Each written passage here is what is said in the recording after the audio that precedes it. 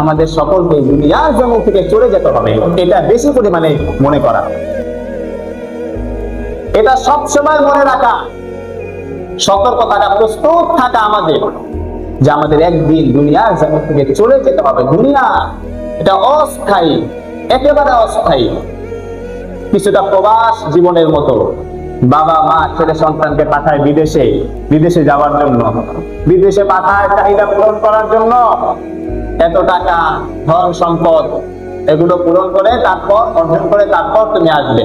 এবং এই সময়ের জন্য পাঠায় যে 12 বছর 14 বছর এরকম সময় আমি থাকবো, টাকা পয়সা কামাই করে তারপর আমরা দেশে ফিরবো।